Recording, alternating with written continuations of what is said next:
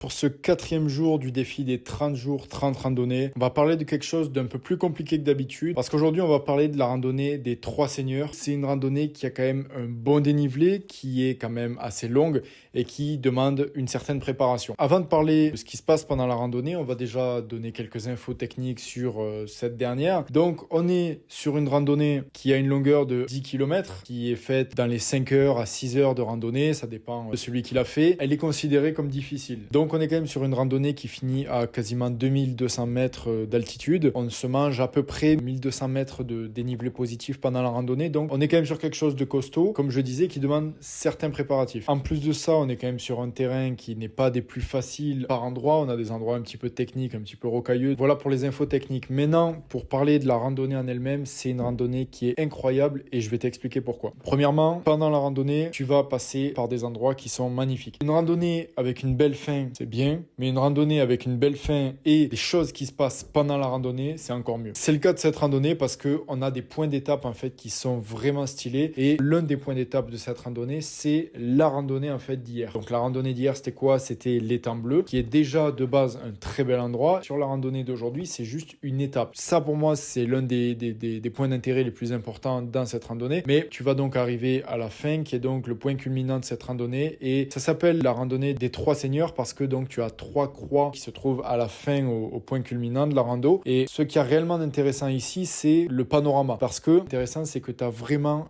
une vue à 360 degrés sur toute la chaîne des Pyrénées qu'il y a autour de toi. Donc voilà pourquoi, selon moi, c'est une randonnée qui vaut le coup d'être faite. Même si cette randonnée se calme après les premiers kilomètres, c'est vrai qu'au début, elle reste quand même assez intense. Je vous mets le profil altimétrique de la rando, qui est quand même assez parlant du terrain que vous allez rencontrer, qui est pas trop sympathique au début. Je t'invite à t'abonner. C'était le quatrième jour d'un défi de 30 jours dans lequel je te présente 30 randonnées. Donc sur cette première semaine, on reste sur les Pyrénées et pour la deuxième semaine, on basculera sur les Alpes qui ont des endroits magnifiques à découvrir. Donc n'hésite pas à t'abonner pour revoir mes vidéos.